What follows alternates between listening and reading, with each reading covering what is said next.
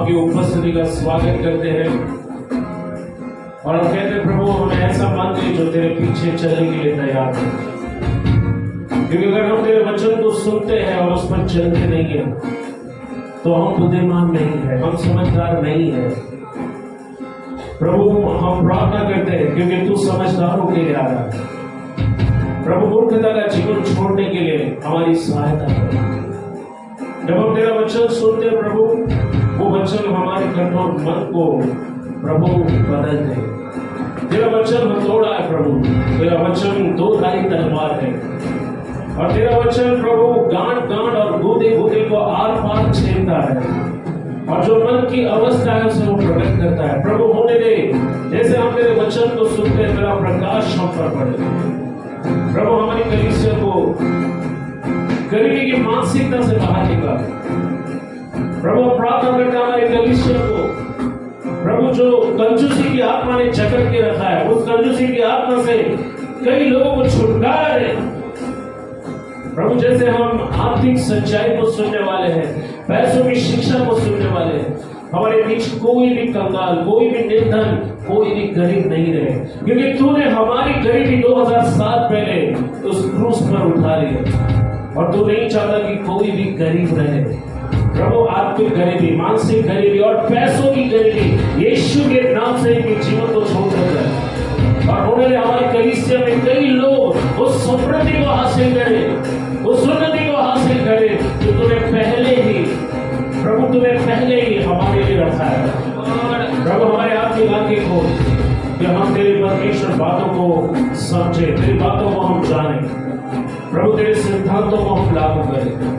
प्रभु बोलने वाला मैं नहीं, आपका पवित्र आत्मा होने दे, मैं घटू आराम पड़े। प्रभु हम सारा आदर, सारी महिमा, सारी स्तुति आपको देते हैं और यीशु नासरी के नाम से हम प्रार्थना करते हैं और सब लोग कहेंगे आमीन। आमीन। आइए जोरदार तालियों के द्वारा प्रभु को नमस्ते करें।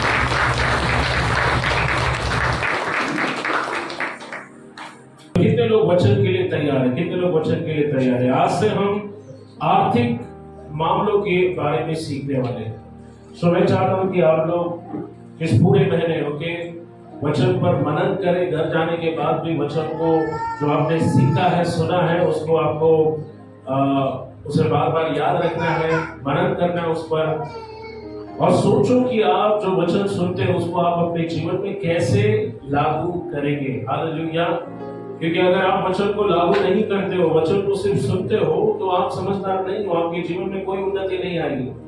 मैं आपसे पूछना चाहता हूँ, यहाँ पर जितने लोग बैठे, कितने लोग अपने जीवन में उन्नति को देखना चाहते हैं? कितने लोग आशीष को देखना चाहते हैं? कितने लोग समृद्धि को देखना चाहते हैं?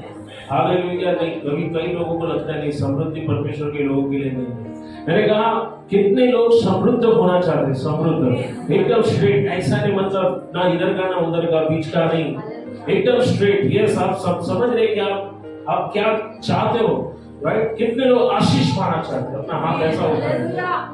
आमीन। सो आशीष और समृद्धि ऐसे ही नहीं आपको मिलेगी, उसके लिए आपको परमेश्वर की आज्ञा माननी पड़ेगी। सो आज से हम पैसों की एक सीरीज को शुरू करने जा रहे हैं। क्यों पैसा? आखिर क्यों हम पैसों के बारे में वचन में या कलीसिया में हमको सीखना चाहिए? कई पास्टर्स और लीडर्स हैं जिनसे मैं जब बातें करता हूँ, वो कहते हैं कि हम हमारे चर्च को कभी पैसों के बारे में नहीं बात करते। हम उनको कभी नहीं सिखाते कि आप दशमांश दो, आप कभी दान दो या विशेष भेंट दो, बीज दो। हम पैसों की बात ही नहीं करते। कुछ लोगों के लिए पैसों के बारे में बात करना उनको बुरा लगता है, क्योंकि उनको लगता है कि परमेश्वर और हमारे बीच पैसा नहीं आना चाहिए। बट अगर आप बाइबल को देखो तो बाइबल में पाप, मन फिराव, जीवन, इन सारे विषयों में जो है 500 बार बाइबल बात करती है, लेकिन 2500 से भी ज्यादा बार बाइबल में पैसों की विषय में या आर्थिक बातों के विषय में लिखा है। इतना ज्यादा क्यों बाइबल पैसों के बारे में बात करती है? यस, यीशु मसीह ने भी दशमांश देने के बारे में कहा। उन्होंने कभी भी दशमांश को नहीं देना चाहिए ऐसा कभी भी नहीं बोला। ओके, बाइबल में पैसों का कुछ सिद्धांत है जो हमें सिखाया गया है बाइबल में पैसों को लेकर परमेश्वर ने कुछ सिद्धांत, कुछ नियम बताए हैं। अगर हम उन नियम और सिद्धांतों का पालन करेंगे तो हमारे जीवन में हम समृद्धि, आशीर्वाद और उन्नति को आता हुआ देखेंगे। आज का मेरा विषय है पैसा जरूरी है। कमर अपने बाजू वाले को बोलो, पैसा जरूरी है। पैसा जरूरी है। जब आप अपने पैसों के बारे में सोचते हैं तब आप क्या महसूस करते हैं? क्या पैसों के बारे में आपको सुनना अच्छा लगता है या फिर बुरा लगता है? आपके पास कितना पैसा है, या आप और कितना पैसा पाना चाहते हो, कितना खर्च करना चाहते हो, किस पर खर्च करना चाहते हो, और उस पैसे का आप क्या करोगे? ऐसे बहुत सारे विचार हमारे मन में आते हैं। क्या आपने कभी आत्मिक रूप से विचार किया है पैसों के बारे में? धार्मिक रूप से पाखंड करने वाले अक्सर ऐसा दिखावा करते हैं कि पैसा जरूरी नहीं है, लेकिन चर्च के बाहर जाने के बाद उन्हें एहसास होता है कि पैसे के बिना वो कुछ कर ही नहीं सकते। बाइबल कहती है पैसा सारे सवालों का, सारी समस्याओं का समाधान। सबोपदेशक 10 अध्याय 19 वचन कहता है पैसा सारी समस्याओं का उत्तर है। आपको अगर यकीन नहीं आता है तो आप अपने पवित्र शास्त्र को खोलकर पढ़ सकते हैं। सबोपदेशक 10:19। जल्दी से आज हम बहुत सारे वचन को सुनने वाले हैं, ओके। और पैसे का जो है कुछ सिद्धांत है, नियम है, जिसको आज हम समझने की कोशिश करेंगे। ओके, क्विकली जल्दी से सबोपदेशक 10 अध्याय 19 वचन को निकालें। भोज हंसी खुशी के लिए किया जाता है। भोज हंसी खुशी के लिए किया जाता है। और दाख मधु से जीवन को आनंद मिलता है। और दाख मधु से जीवन को आनंद मिलता है। और रुपयों से सब कुछ प्राप्त होता है। और रुपयों से सब कुछ प्राप्त होता है। अंग्रेजी में एक ही वचन के कई सारे वर्जन यानी कई सारे अनुवाद हैं, ओके। और एक अनुवाद में ऐसा लिखा है कि पैसा सारी समस्याओं का समाधान है। हालेलुया।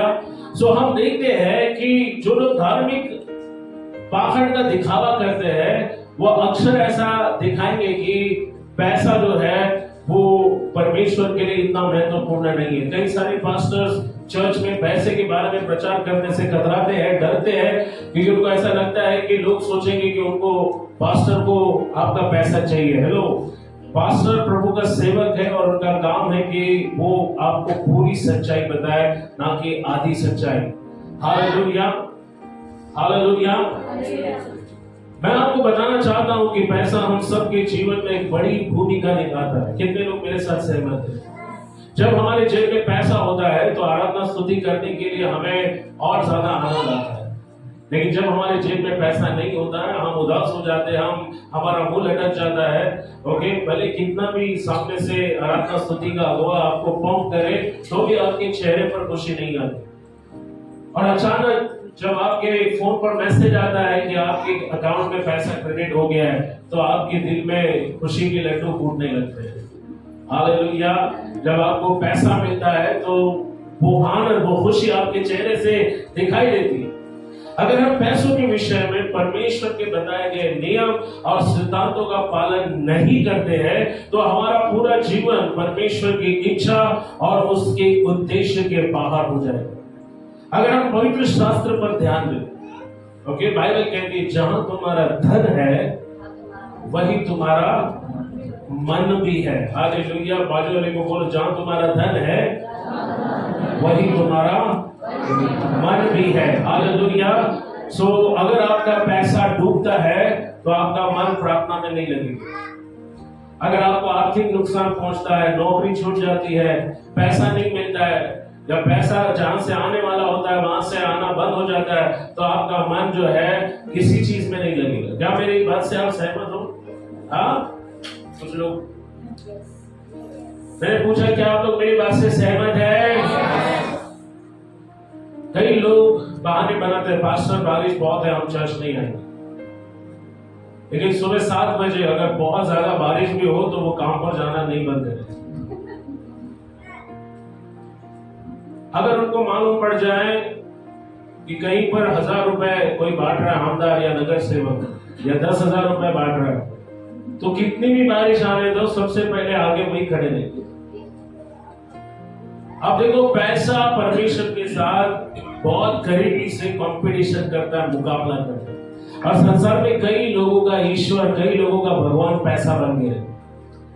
लोग चर्च आने के लिए बहाने बनाते हैं, लेकिन काम पर जाने के लिए बहाने नहीं बनाते। कई बार लोग बोलते पैसा नहीं था इसके लिए चर्च नहीं आया, बट काम पर आप ऐसे बहाने बना सकते हो। और ऐसे लोग गरीबी की मानसिकता को लेकर चलते हैं, और यही कारण है कि उनके जीवन में आशीर्वाद को वो देखते हैं। परमेश्वर ने ऑलरेडी आपकी गरीबी उठा ली। आपको गरीबी में अगर आप रह रहे हो, तो कहीं ना कहीं आपके जीवन में कुछ तो फॉल्ट है जिसको आपको सुधारना पड़ेगा। कुछ तो ऐसा है जो आपके आशीष को रोक रहा है। और जब तक आप अपनी सोच नहीं बदलोगे, आप अपने जीवन के रास्ते नहीं बदलोगे, तब तक आपके जीवन में वो समृद्धि, वो आशीष नहीं आएगी। पवित्र शास्त्र में 2 प्रकार का धन, एक है भौतिक धन संपत्ति, जिसको इंग्लिश में कहते हैं मटेरियल प्रोस्पेरिटी। भौतिक धन संपत्ति जिसे बाइबल सांसारिक धन कहता है, जिसमें शामिल है पैसा, सोना चांदी, हीरे जवाहरात,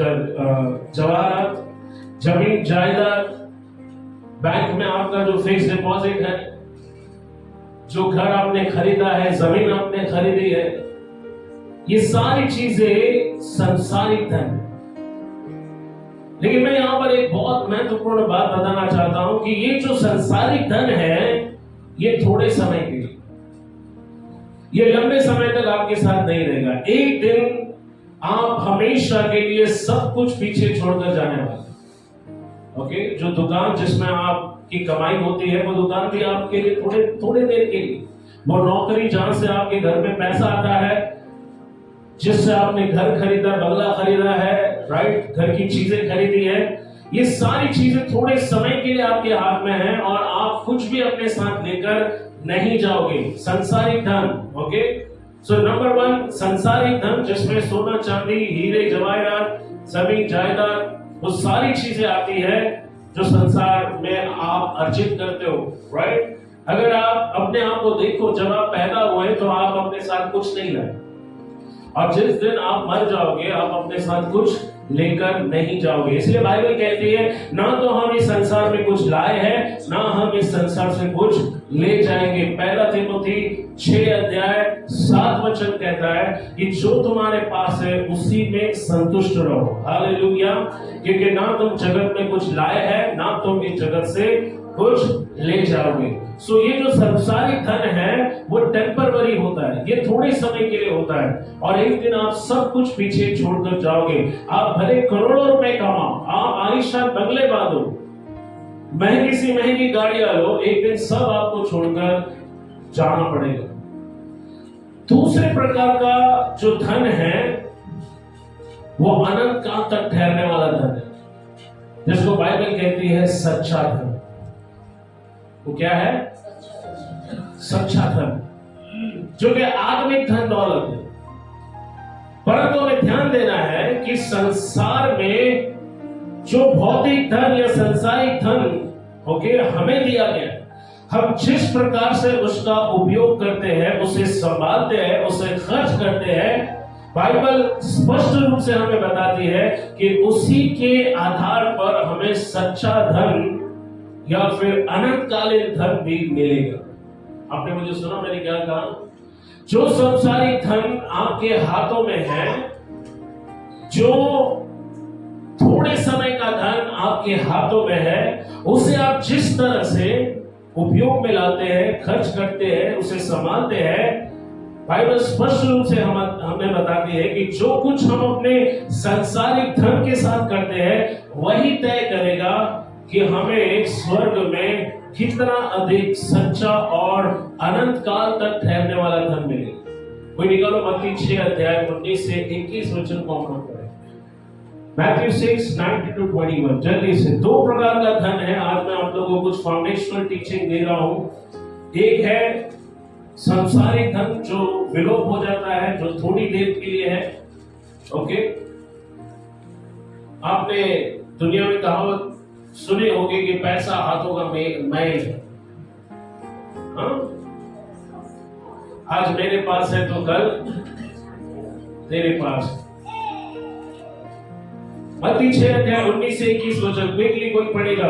अपने लिए पृथ्वी पर धन इकट्ठा न करो। सो बाइबल कहती है अपने लिए पृथ्वी पर धन इकट्ठा मत करो, लेकिन हम क्या करते हैं? पैसों के पीछे पड़ते हैं। ओके, संडे को ओवर टाइम है तो फिर हम ओवर टाइम करेंगे लेकिन चर्च नहीं आएंगे। संडे को दुकान में ग्राहक ज्यादा है तो हम चर्च बंद कर देंगे जाना, लेकिन दुकान में बैठना हमारे लिए ज्यादा आसान होता है। क्यों? क्योंकि जहां तुम्हारा धन है वहीं पर तुम्हारा क्या है? बाइबल कहती पृथ्वी पर अपने लिए धन इकट्ठा, अपने लिए क्या इकट्ठा मत करो। क्यों धन इकट्ठा मत करो? फिर बिजली का बिल कौन भरेगा? बच्चों की स्कूल का फीस कौन भरेगा?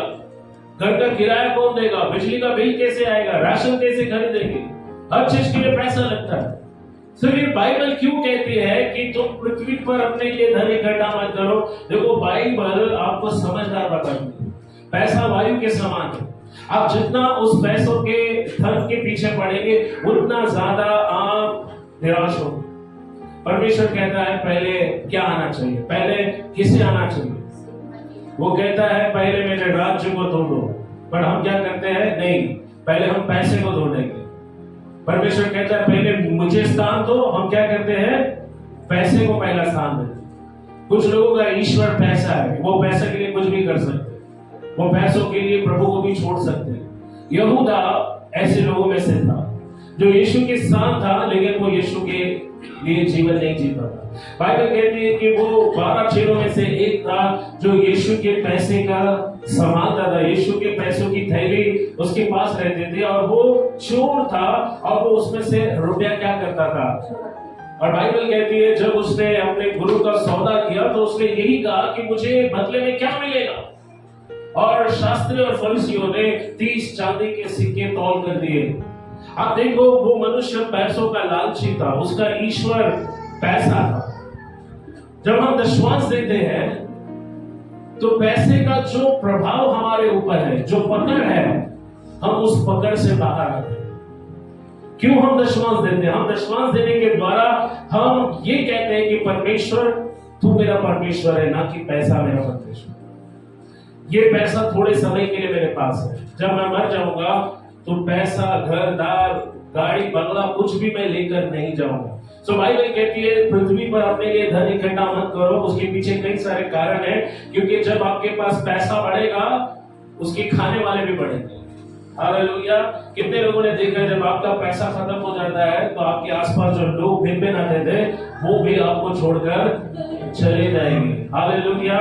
तो जब आपके पास पैसा होता है तो बहुत सारे दोस्त भी आपको मिल जाते हैं, लेकिन जब आपका पैसा खत्म होता है तो दोस्त भी आपको छोड़कर चले जाते हैं।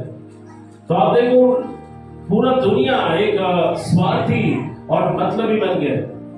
बाइबल कहती है पृथ्वी पर अपने लिए धन इकट्ठा मत करो, फिर काम करो जहाँ कीड़ा और काई बिगाड़ते हैं। हाँ, जहाँ कीड़ा और काई क्या करते हैं? तुम्हारे धन को बिगाड़ते हैं। आप देखो भारत में इतना भ्रष्टाचार है। ओके, आप देखो लोग बोलते हैं भारत गरीब है, लेकिन भारत गरीब नहीं है। क्योंकि हमारे देश में आप देखो जो बड़े बड़े घोटाले होते हैं वो मामूली घोटाले नहीं होते, वो करोड़ों में होते, राइट। आप देखो कई बार जो पैसा आप बचा कर रखते हो उसे कीड़े खा जाते हैं। यीशु ने कहा अगर तुम पृथ्वी पर धन इकट्ठा करोगे तो कीड़े तुम्हारे धन को क्या करेंगे? बिगाड़ देंगे। तुम्हारे सोने चांदी को काई लग जाएगी, चोर उसे सेंध मार सकता है। यस, पढ़िए।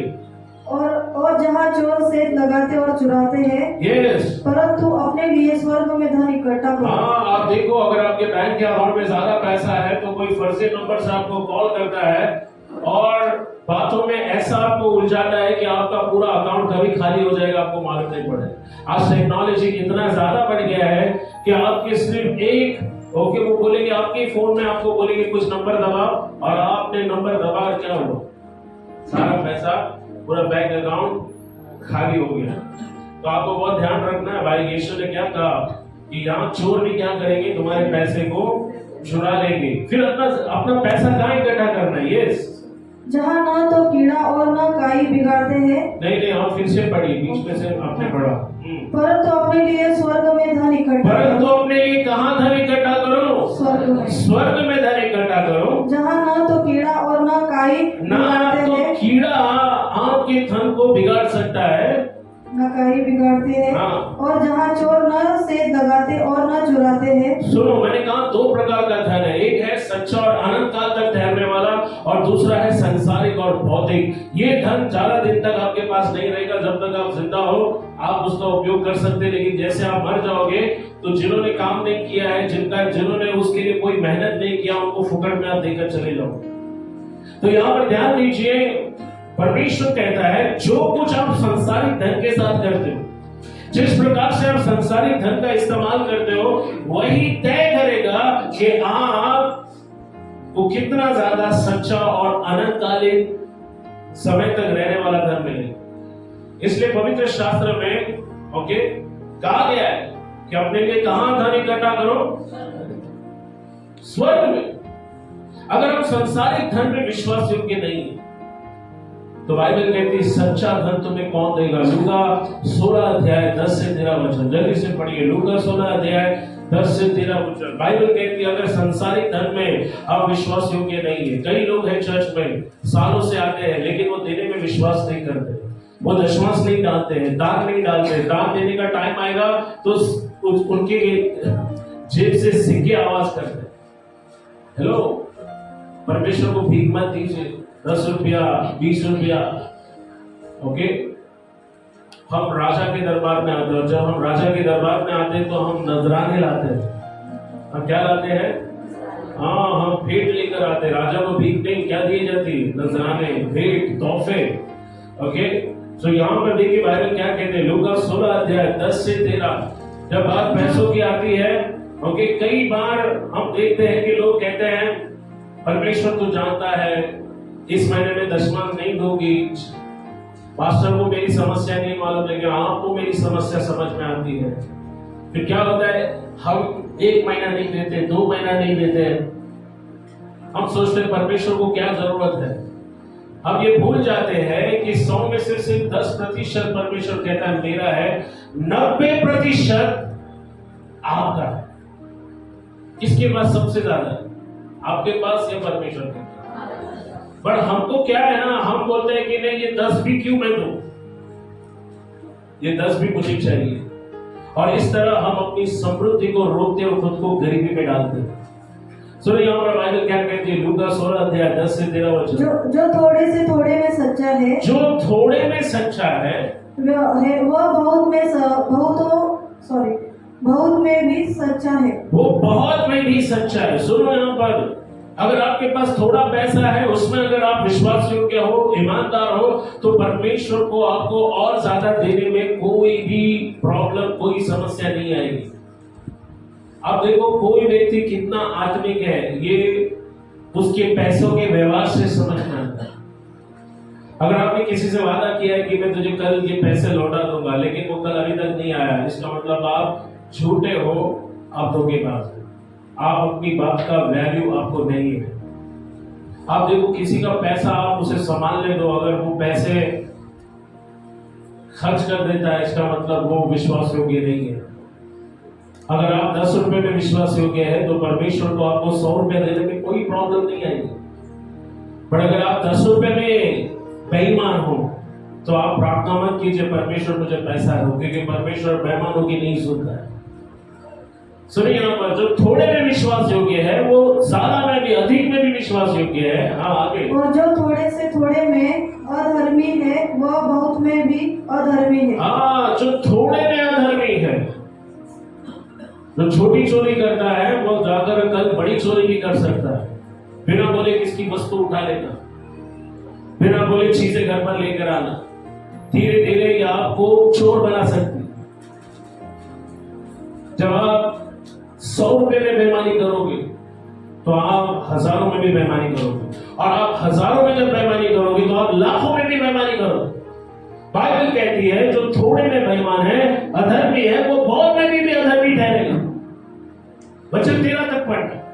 इसीलिए जब तुम अधर्म के धन में सच्चे न ठहरो, इसलिए अगर तुम अधर्म के धन में सच्चे नहीं ठहरे, तो सच्चा धन तुम्हें कौन सौंपेगा? देखो आपको दो प्रकार का धन है, एक अधर्म का धन यानी सांसारिक धन जो थोड़े समय का है, और एक है सच्चा धन।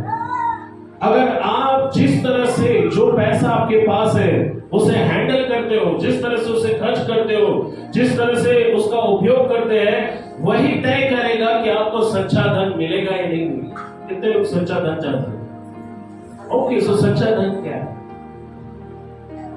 अगर आप अपने साथ बंगला, गाड़ी, धन दौलत, बैंक बैलेंस कुछ भी लेकर नहीं जा सकते, तो फिर क्या लेकर जाए?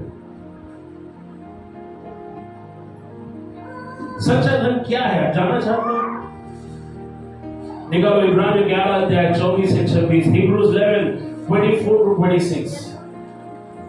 यह वचन बात करती है मूसा के बारे में। सुनो, एक प्रकार से सच्चा धन जो है आत्माओं को जीतना। ना तो आप जब इस दुनिया से जाओगे तो आप पैसा, बैंक बैलेंस, घर, गाड़ी, नौकर चाकर कुछ भी नहीं लेकर जा सकते। तो आप अपने साथ क्या लेकर जाओगे? आप अपने साथ आत्माओं को लेकर जाओगे। आपने संसार में रहते हुए कितने लोगों को गवाही दी, कितने लोगों की आत्माओं को जीता, कितने लोगों को सुसमाचार सुनाया। केवल इसी के आधार पर स्वर्ग में आपको पुरस्कार मिलेगा। संसार में बहुत सारे लोग बहुत फेमस है, संसार में बहुत सारे लोग मशहूर है, लेकिन स्वर्ग में वो अनजान है। स्वर्ग में कोई उन्हें नहीं जानता। संसार में ऐसे कई लोग हैं जिनको लोग नहीं जानते, लेकिन स्वर्ग में वो लोकप्रिय है। आपको मालूम है स्वर्ग में लोकप्रिय कौन है, मशहूर कौन है? जो पृथ्वी पर रहते हुए प्रभु के लिए कष्ट सहता है, प्रभु के लिए पीड़ाओं को उठाता है, लेकिन फिर भी वो प्रभु की सेवा करना नहीं छोड़ता। यहाँ बाइबल हमें मूसा का उदाहरण देती है। मूसा के बारे में, जब उसने अपने जीवन का सबसे कठिन फैसला किया, कठिन चुनाव किया। जानते हो कठिन फैसला किया था? निकालो इब्रानियों, Hebrews chapter 11 24 to 26, 24 से 26। विश्वास 24 से 26। विश्वास ही से मूसा ने सयाना होकर फिरौन की बेटी का पुत्र कहलाया। सयाना इस शब्द का मतलब है समझदार। कौन सभी लोग बोल समझदार। तो जब मूसा समझदार हुआ, हालेलुया, और जब उसे एहसास हुआ कि वो मिस्री या राजकुमारों का वंशज नहीं है, वो एक यहूदी पुरुष है, तब उसने एक निर्णय लिया। जब उसे मालूम पड़ा कि सच में वो कौन है, जब उसको उसकी सच्ची पहचान प्राप्त हुई, तो मूसा ने क्या किया? पढ़िए यहाँ पर। विश्वास ही से मूसा ने सयाना होकर फिरौन की बेटी का पुत्र कहलाने फिरौन की बेटी का पुत्र कहलाने से क्या किया? इनकार किया। सुनो यहाँ पर, किसका पुत्र कहलाने से इनकार किया? अब ये फिरौन कौन है मालूम है? मिस्र के राजा को उपाधि दी गई थी, उसको लोग फिरौन बोलते थे। फिरौन यानी बादशाह, राजा। और राजा का बेटा या बेटी होना ये कोई मामूली बात नहीं है। सुने यहाँ पर, हेलो, आप सोच नहीं सकते कि राजा लोग कैसा जीवन जीते हैं। आए दिन आप देखो सोशल मीडिया में कुछ रील्स आप देखोगे कि दुबई के जो शासक है, ओके, उनके जो राजकुमारी है वो कितना महंगा रॉयल लाइफ जीते हैं। उनके पास महंगी गाड़ियों की ऐसे लाइन होती है, राइट? अगर आप उनके हवेली में जाए या उनके राजमहल में जाए तो उनका पूरा जो टेबल होता है वो सोने से भरा होता है, और वो पूरा टेबल जो सोने से बना हुआ है उस पर इतने सारे खाने के पदार्थ या व्यंजन होते हैं जिसके बारे में आप सोच नहीं सकते। अगर उसे उठाकर जमा किया जाए तो पूरा डंपर भर जाएगा, इतना चीजें खाने के लिए होती है। लेकिन एक राजकुमार जाता है, सिर्फ एक एप्पल उठाता है, खाता है, फेंक देता है। सोचो, अब कल्पना नहीं कर सकते इतना धन दौलत राजा महाराजाओं के पास होता है। और मूसा को जब मालूम पड़ा कि वो यहूदी है, वो परमेश्वर के लोगों के साथ उसने अपनी पहचान की, उसने फिरौन की बेटी का पुत्र कहलाने से इनकार किया। उसने उस धन दौलत सुख सुविधा को अपनी पीठ दिखाई। पढ़ो यहां पर, इसीलिए कि उसे पाप में थोड़े दिन के सुख भोगने से परमेश्वर के लोगों के साथ दुख हाँ सुनो, उत्तम लगा। पाप में सुख भोगने से परमेश्वर के लोगों के साथ दुख भोगना उसे क्या लगा? उत्तम लगा। आप देखो आज जो दुनिया, जिस दुनिया में हम जी रहे हैं, वहां पर लोग दिखावा ज्यादा करते, सच्चाई कम है। आज लोगों को लगता है अगर हम सबसे महंगा फोन खरीदेंगे हम खुश रहेंगे, हम सबसे महंगे कपड़े पहनेंगे हम खुश रहेंगे, हम सबसे अच्छे घरों में रहेंगे हम खुश रहेंगे।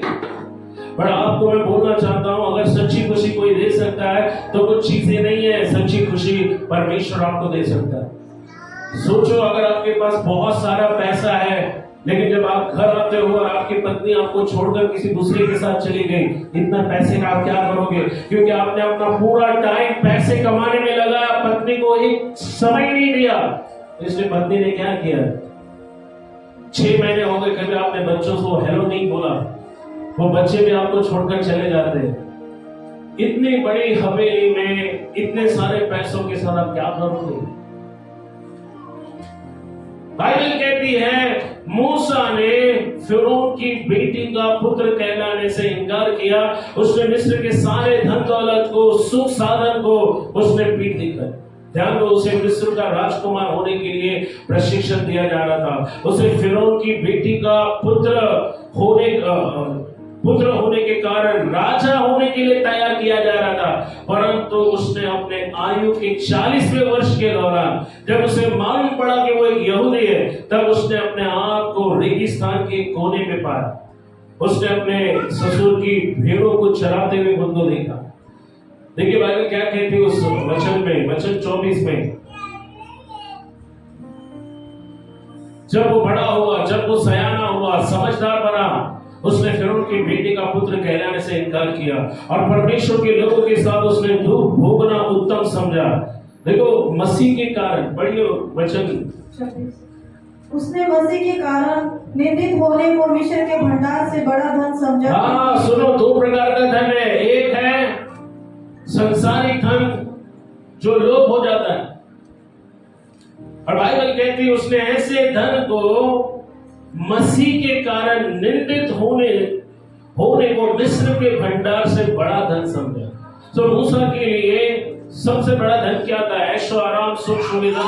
अगर वो राजा बनता तो सारी चीजें उसके एक चुटकी बजाते उसको मिलती, सारी सुख सुविधा उसके कदमों में होती। लेकिन उसने ये जानते हुए भी उन सुख सुविधाओं को ठोकर मार दी। बाइबल कहती है उसने मसीह के कारण निंदित होने को मिस्र के बड़े भंडार से बड़ा धन समझा। ध्यान दो, मूसा ने गरीबी को नहीं चुना, उसने सबसे बड़े धन को चुना। आपने नहीं सुना मैंने क्या कहा? मूसा ने गरीबी को नहीं चुना, उसने सबसे बड़े धन को चुना, जो कि मसीह की निंदा को सहना था, उसके लिए दुख उठाना था। ये एक सच्चा और आत्मिक धन है जिसके लिए आपको स्वर्ग में बड़ा प्रतिफल मिलेगा। संसार में आप देखो, बाइबल में यीशु ने धनी व्यक्ति के बारे में और लाजर के बारे में दृष्टांत दिए। कितने लोग जानते हैं कि वो धनी व्यक्ति के पास बहुत कुछ था, बड़े ऐशो आराम से उसका जीवन कटा, लेकिन अंत में दोनों मरते हैं। लेकिन अनंत काल में वो कहां जाता है? नरक में जाता है, जहां पर उसे दुख और पीड़ा सहनी पड़ती है। लेकिन संसार में रहते हुए जो भिखारी लाजर था, उसने दुख उठाया, उसे चाहकर भी खाने के लिए कोई कुछ नहीं देता था, लेकिन वो कहां गया? वो स्वर्ग में गया, यानी उसको सच्चा धन प्राप्त हुआ। जैसे मैंने कहा 2 प्रकार का धन है, एक जो थोड़े समय का और दूसरा जो है अनंत काल का। शैतान कई बार आपको धोखा देगा और आपको परमेश्वर के साथ चलने से रोकेगा। इसी सांसारिक धन के लिए वो आपको जाल में फंसाने की कोशिश करेगा। ध्यान दो, जो सांसारिक धन है शैतान भी आपको दे सकता है। मत्ती 4 अध्याय में 1 से 5 में यीशु की परीक्षा हुई और आपको मालूम है शैतान ने कहा, शैतान उसको एक बड़े, देखो अगर आप वीडियो दिखा सकते हो ओके, यीशु की परीक्षा के बारे में आप देखो, एक ही क्षण में पूरी दुनिया का ऐश्वर्य शैतान ने यीशु को दिखा। मत्ती 4 अध्याय को निकाले जल्दी से, मत्ती 4 अध्याय 1 से 5। संसारिक धन शैतान में आपको दे सकता है। आप देखो पूरा संसार आज शैतान के पीछे पड़ा हो। कई लोग मतलब के लिए चर्च में आते हैं, कुछ लोग पैसों के लिए आते हैं, आशीर्वाद के लिए आते हैं, और जब उनको यहाँ नहीं मिलता है तो वो शैतान के पीछे भी जाने से झिझकते नहीं। शैतान ने यीशु से क्या कहा? मैं पूरी दुनिया तुझे दे सकता हूं, सिर्फ यही काम करना पड़ेगा। क्या करना पड़ेगा? हाँ, आज देखो लोग पैसा कमाने, नाम कमाने के इतने भूखे हैं। आप देखो वो कुछ भी करने को तैयार है, कुछ भी करने के लिए। इंस्टाग्राम पे एक लाइक के लिए वो कुछ भी करने को तैयार है। उल्टे सीधे कपड़े पहनना, समझौता करना। संसारिक धन शैतान भी आपको दे सकता है। शैतान ने यीशु की परीक्षा की। कोई निकालो मत्ती 4 से 5 को पढ़ो जल्दी से, क्विकली। तब आत्मा यीशु को जंगल में ले गया ताकि इब्लीस से उसकी परीक्षा हो। वो 40 दिन और 40 रात निराहार रहा। वो 40 दिन और 40 दिन और रात निराहार रहा, यानी उसने कुछ खाया नहीं। आगे तब उसे भूख लगी। तब परखने वाले ने पास आकर उससे कहा, ये परखने वाला कौन है? शैतान। अगर उसने यीशु को नहीं छोड़ा वो आपको भी नहीं छोड़ेगा। वो आपके पास में आकर फुसफुसाएगा, इतना प्रार्थना किया, इतना चर्च में गया, इतना दान, इतने दिन तक दान दशमांश दिया, कुछ नहीं हुआ। अब मैं जो बोलता हूं वो कर, मेरे पैर पर, मुझे दंडवत कर, मैं तुझे जमीन से उठाकर आसमान में बिठाऊंगा।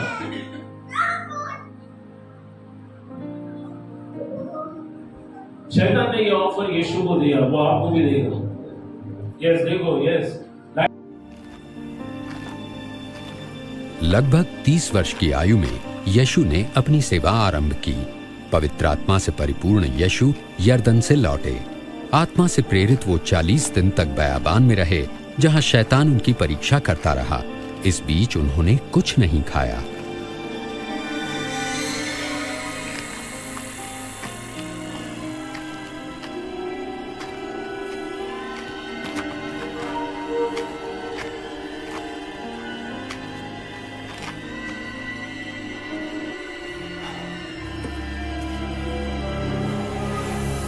तब शैतान ने उनसे कहा, यदि आप परमेश्वर के पुत्र हैं तो इस पत्थर को रोटी बन जाने की आज्ञा दें।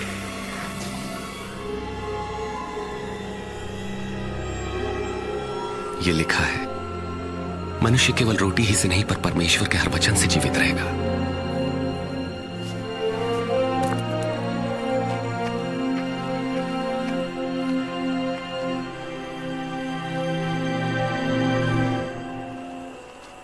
तब शैतान उन्हें ऊंचे स्थान पर ले गया और पल भर में जगत के सारे राज्य दिखाए। ये सब अधिकार और वैभव मैं आपको दूंगा। ये सब मुझे सौंपा गया है और जिसे मैं चाहूं उसे ये सब दे सकता हूं। यदि आप मुझे प्रणाम करें तो ये सब आपका हो जाएगा। ये भी लिखा है कि तुम प्रभु अपने परमेश्वर की उपासना करो और तुम केवल उन्हीं की सेवा करो।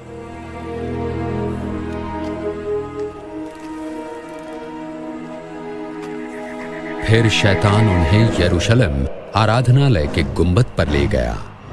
यदि आप परमेश्वर के पुत्र हैं तो अपने आप को यहां से गिरा दें, क्योंकि पवित्र शास्त्र में लिखा है कि परमेश्वर अपने स्वर्गदूतों को आज्ञा देंगे कि वे आपकी रक्षा करें। वे आपको हाथों हाथ उठा लेंगे ताकि आपके पांव को पत्थर से ठेस तक न लगे। धर्मशास्त्र कहता है, तुम प्रभु अपने परमेश्वर की परीक्षा न करो।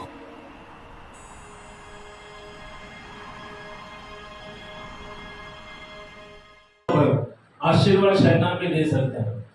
आप देखो संसार के लोग जिनको शैतान ने अंधा कर रखा है, वो क्या कुछ नहीं करते, वो पैसों के लिए कुछ भी करने के लिए तैयार है, राइट। वो मूर्ति पूजा करते हैं, जगह जगह पर घूमते फिरते हैं जहां से उनको पैसा मिल सकता है, या उनके दुकान धंधे पर क्या बोलते हैं ना, पैसा आए, या ऐसी कई सारी चीजें वो करते हैं जिससे उनको लाभ पहुंचे, फायदा पहुंचे।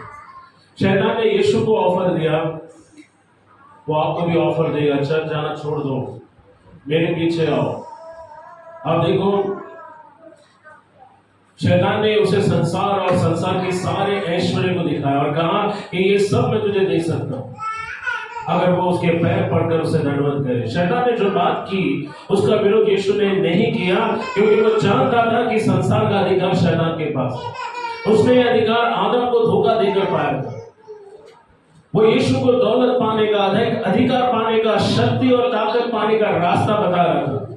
केवल उसे एक काम करना था, उसे उसके अधीन होना था, उसके आगे सर झुकाना था। धोखा मत खाओ। शैतान आपको भी संसारिक धन दे सकता है। अगर आप उसका ऑफर स्वीकार कर लो तो आपका जीवन हमेशा के लिए नष्ट हो जाएगा। आप खुद को नरक में, अनंतकालीन आग में पड़ा हुआ पाओगे, जहां रोना और जहां क्या होगा। अगर आप शैतान के ऑफर को स्वीकार करोगे तो आपका एंड बहुत बुरा होगा। शैतान अगर कुछ देता है तो वो बदले में कुछ लेता भी है। और वो क्या लेगा मालूम है? सुनो, परमेश्वर और शैतान दोनों आपकी आत्मा के पीछे पड़े, लेकिन परमेश्वर आपका आत्मा बचाना चाहता है, शैतान आपका आत्मा नष्ट करना चाहता है। परमेश्वर आपको स्वर्ग में अनंतकालीन धन देना चाहता है और शैतान आपको अपने साथ नरक ले जाना चाहता है।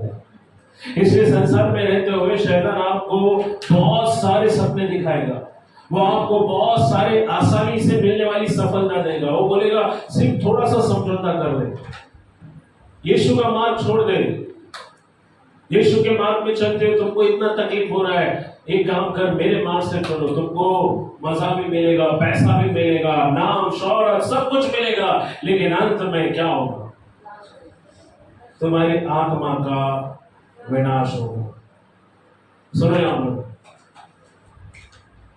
इसलिए उसकी जाल से बचना बहुत जरूरी है।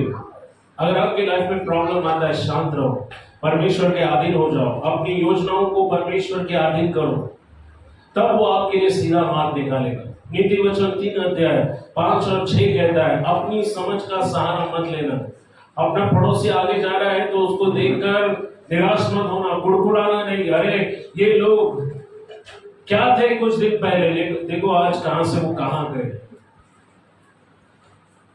अपनी तुलना लोगों से मत करो। आज जो लोग पैसा कमा रहे हैं, अच्छी गाड़ियों में घूम रहे हैं, अनंत काल में उनका हाल क्या होगा, ये देखने के लिए आपको परमेश्वर से कहना होगा, प्रभु मेरी आंखें खोली। देखिए नीति वचन 3 अध्याय 5 से 6 क्या कहता है।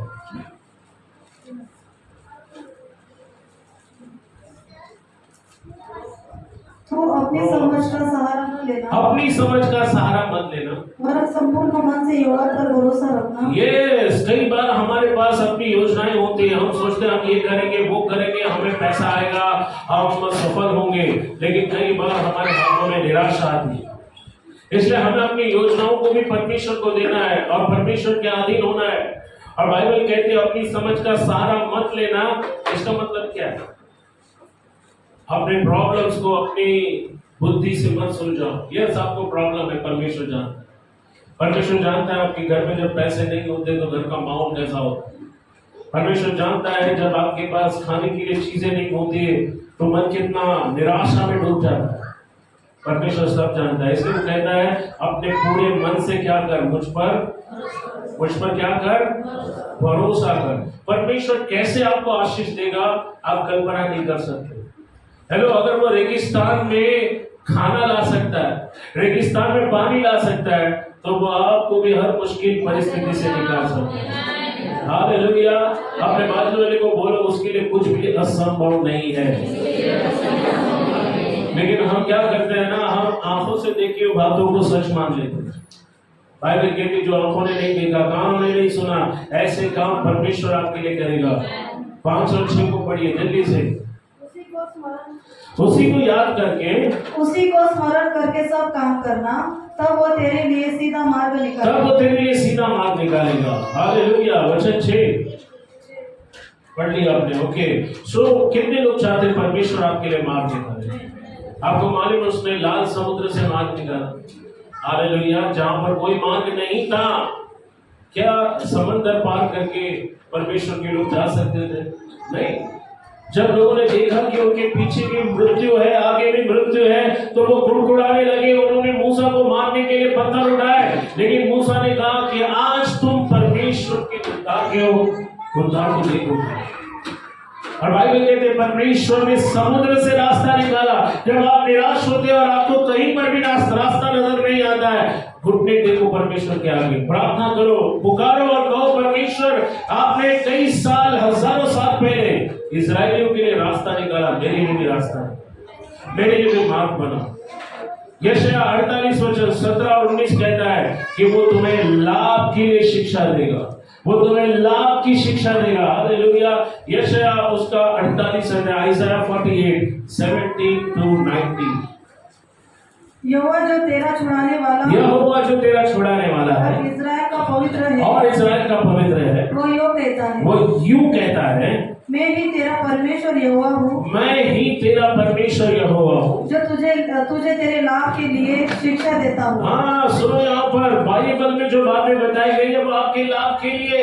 अगर आप उसे सुनकर अनसुना करते हो, अनदेखा करते हो, तो नुकसान आपका है। आपके लिए लाभ तब होगा जब आप इसे लागू करेंगे। परमेश्वर कहता है कि सुन, मैं तेरा परमेश्वर हूँ और मैं तेरी लाभ की शिक्षा तुझे देता हूँ। आमीन। और जिस मार्ग से तुझे जाना है उसी मार्ग पर तुझे ले चलता हूँ। हालेलुया। इसलिए कोई भी बड़ा निर्णय लेने के पहले परमेश्वर के पास जाओ, परमेश्वर को बोलो प्रभु आगे क्या है मुझे नहीं मालूम, अगर ये रास्ता मेरे लिए ठीक है आप मुझे इस रास्ते से ले जाए, क्योंकि आपके रास्ते में आगे क्या आने वाला है ये सिर्फ परमेश्वर जानता है। आपको मालूम नहीं कि कल आपके साथ क्या होगा, अगले क्षण आपके साथ क्या होगा, अगले हफ्ते आपके साथ क्या होगा।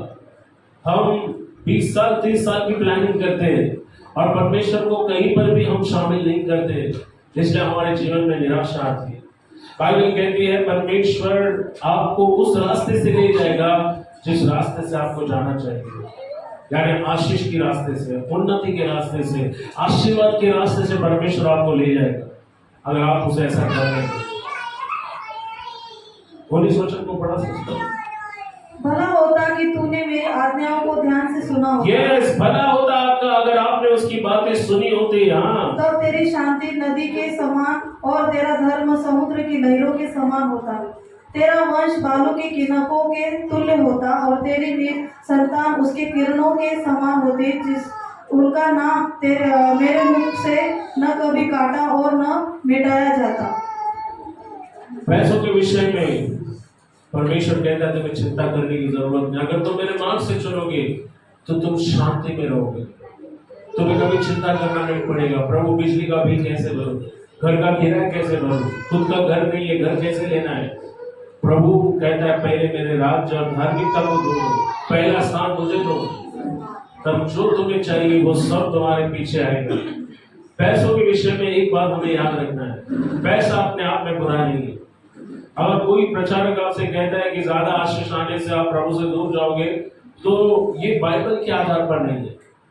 यस, पैसा अपने आप में बुरा नहीं है, लेकिन पैसों का प्रेम सारी बुराई का जड़ है, बाइबल कहती है। ओके, पैसों का लालच, पैसों के प्रति हमारा जो लोभ है, राइट, वही सारी बुराइयों का जड़ है। प्रकाशित वाक्य 5 अध्याय 12 को हम लोग पढ़ेंगे। कम ऑन जल्दी।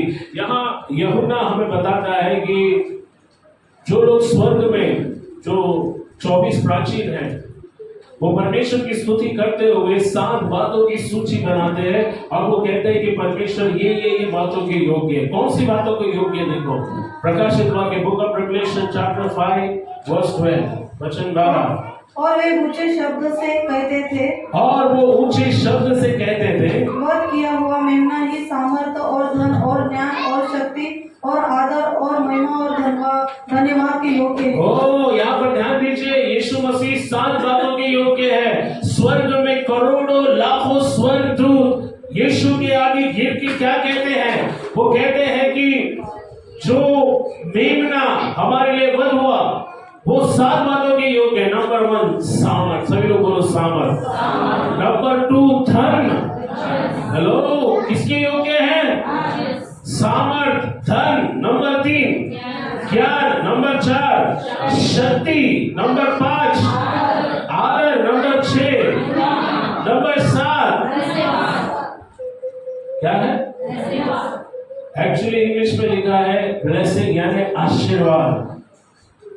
7 चीजों के योग्य परमेश्वर है और बड़ी हैरानी आपको होगी, दूसरे नंबर पे क्या है? धन।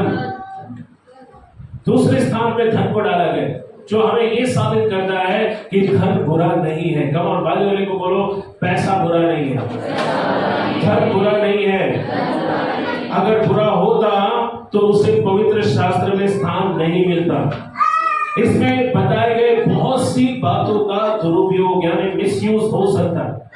7 चीजें हैं, इन 7 के 7 चीजों का दुरुपयोग हो सकता है।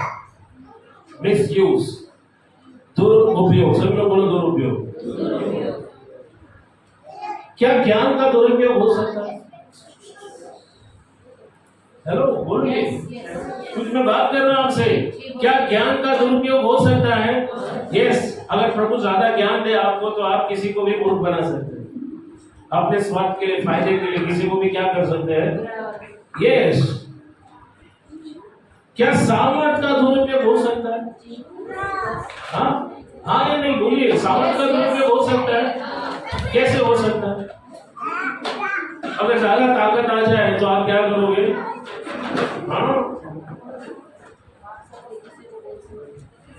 आप अकड़ के साथ चलोगे, आप डोले शोले दिखाओगे। क्या सामर्थ का दुरुपयोग हो सकता है? अगर ज्यादा साथ ताकत मिलती है तो आप लोगों को अपने इशारों पर। क्या बुद्धि का दुरुपयोग हो सकता है? हाँ, यस। कैसे हो सकता है? आप बुद्धि का इस्तेमाल क्या कर सकते हो? उदाहरण, पहले आपको कंप्यूटर नहीं मालूम था, इंटरनेट क्या मालूम नहीं था, लेकिन अभी बुद्धि आ गई तो आप ऐसी चीजें भी खोजना चालू करोगे जो चीजें आपके लिए हानिकारक है। बुद्धि का दुरुपयोग हो सकता है। पैसों का दुरुपयोग हो सकता है। पैसों का दुरुपयोग हो सकता है। ओके, और क्या क्या चीजें हैं? 7 बातें हैं। हाँ, आदर का दुरुपयोग हो सकता है क्या? कैसे?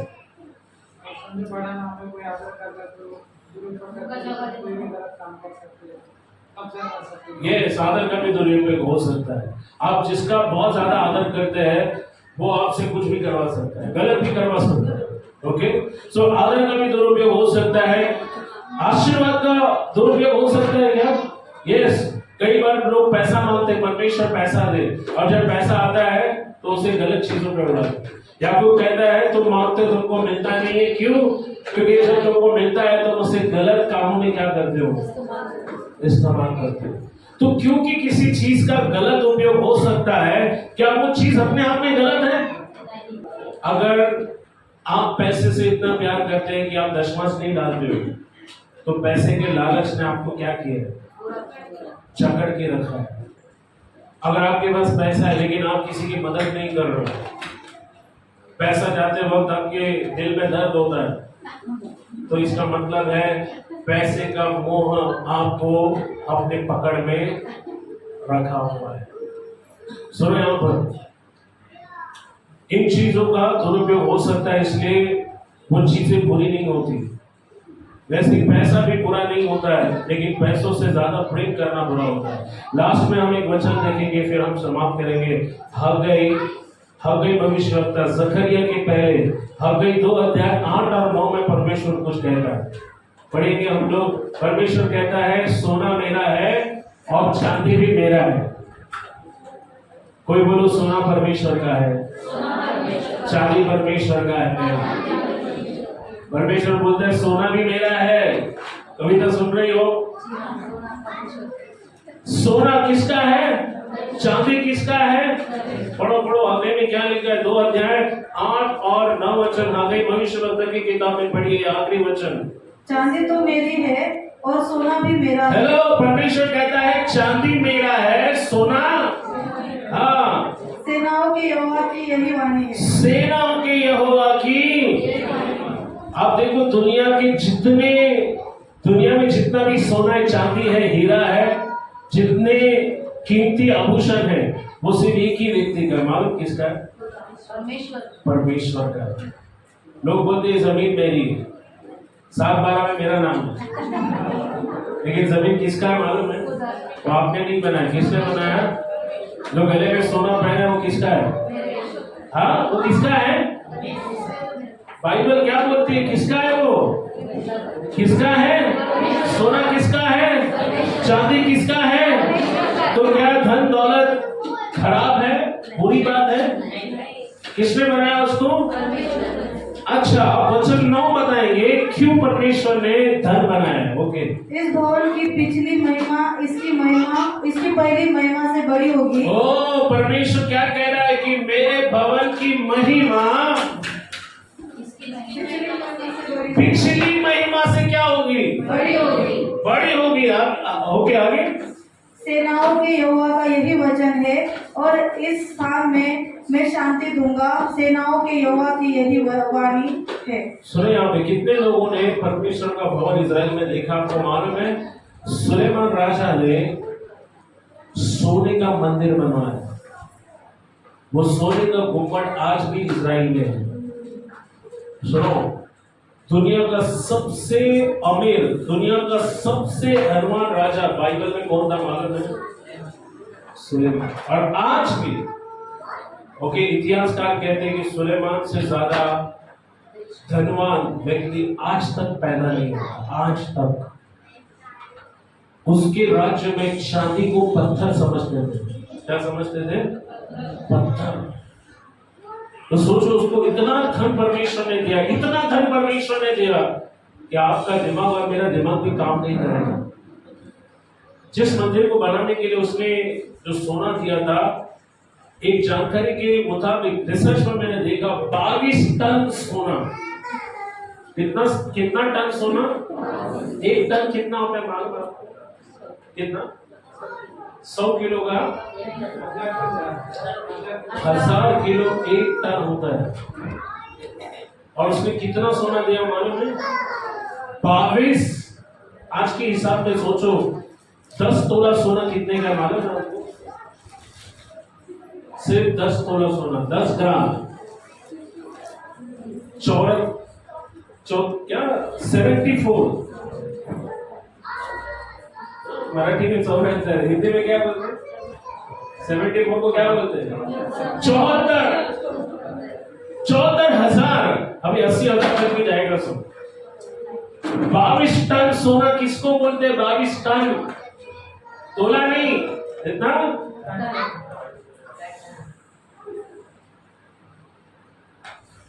आपको क्या लगता है परमेश्वर आपको गरीबी में रहते देखकर खुश होता है? आप गरीबी में क्यों है मालूम है? क्योंकि आपने उसके सिद्धांत पर विश्वास नहीं किया। समृद्धि, आशीर्वाद परमेश्वर ने ऑलरेडी आपको दिया है। हेलो, समृद्धि और आशीर्वाद परमेश्वर ने ऑलरेडी आपको दे दिया है। वो ऑलरेडी आपके लिए उपलब्ध है, लेकिन वो आपको मिल क्यों नहीं रहा मालूम? क्योंकि कहीं पर कुछ तो है जिसने आपके आशीष को रोका है। वो कुछ तो क्या हो सकता है? या तो आपकी सोच सही नहीं, आपका इरादा सही नहीं है, आप वचन को मानते नहीं है, आप पवित्र शास्त्र की बातों को स्वीकार नहीं करते हैं। शायद इसलिए आज तक आपके हालात नहीं बदले।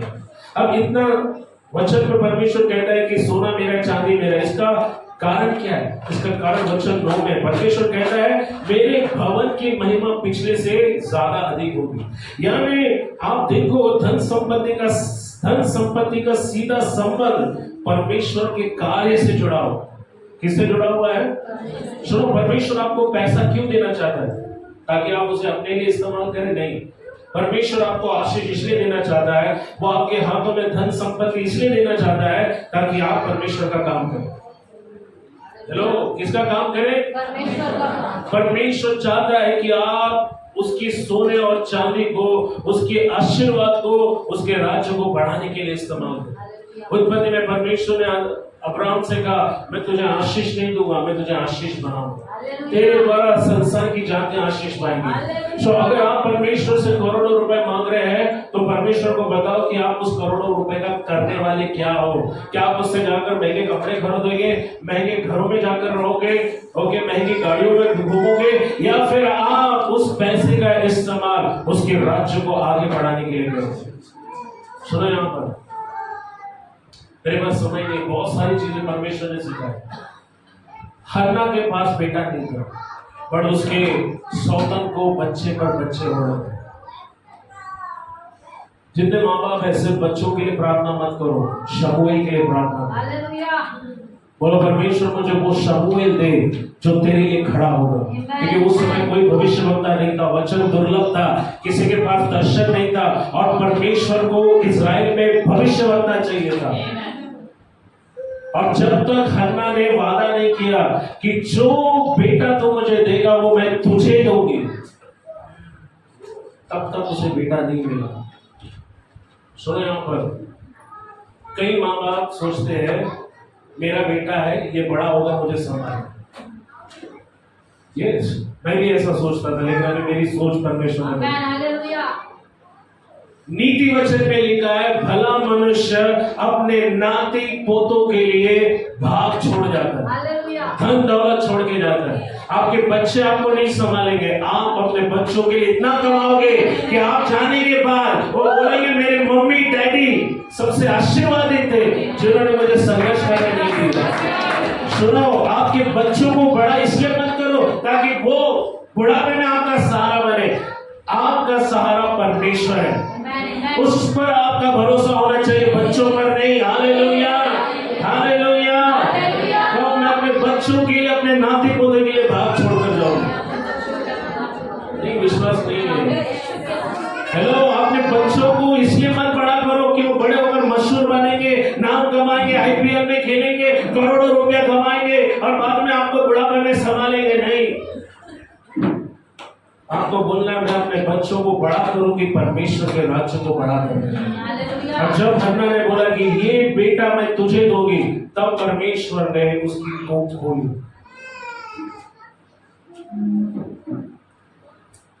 परमेश्वर ने उसका कोख खोला। परमेश्वर पैसा आपको इसलिए नहीं देगा था कि आप मजे करो, बाहर लोग मर रहे हैं, कई लोगों के पास खाने के लिए कुछ नहीं है, रास्ते पर लोग दम तोड़ रहे हैं, और लोग चाहते हैं कि परमेश्वर के प्रेम को अनुभव करें, लेकिन कौन उनको परमेश्वर का प्रेम दिखाएगा? सुनो यहाँ पर, जब इजरायली लोग मिस्र को छोड़ रहे थे, परमेश्वर ने मिस्रियों का मन ऐसा बदला कि उन्होंने कहा ये सोने का चैन हमको निकाल के दो। उन्होंने निकाल के दे दिया, खुशी खुशी, बोला जो चाहिए वो सब ले लो और जाओ यहां से। जानते क्यों परमेश्वर ने उनका मन बदला? ये सोना परमेश्वर ने क्यों इजराइलियों के हाथों में लाया मालूम है? ताकि जब वो प्रतिज्ञा की भूमि में जाए, जब वो मंदिर बनाए, वो मंडप बनाएंगे, तो वहां सोना परमेश्वर के राज्य के लिए इस्तेमाल करें। लेकिन उन्होंने क्या किया मालूम है? उस सोने का उन्होंने बछड़ा बनाया, और इस कारण परमेश्वर का न्याय है, और 3000 लोग एक दिन में मर गए। परमेश्वर मुझे आशीष दे, क्योंकि मैं तेरे प्रेम को इस संसार को दिखाना चाहता हूँ। जो पैसा आपके पास है वो थोड़े समय का है, लेकिन जो पैसा आपके पास है उसको आप कैसे इस्तेमाल करते हो वही तय करेगा कि स्वर्ग में आपको सच्चा धन मिलेगा या नहीं मिलेगा। पैसे के पीछे मत भागो। शैतान भी पैसा दे सकता है, धन दौलत दे सकता है, पर अगर आप धन दौलत पैसों के लिए शैतान के पैरों पर गिरोगे तो कल आपका आत्मा नष्ट हो जाएगा।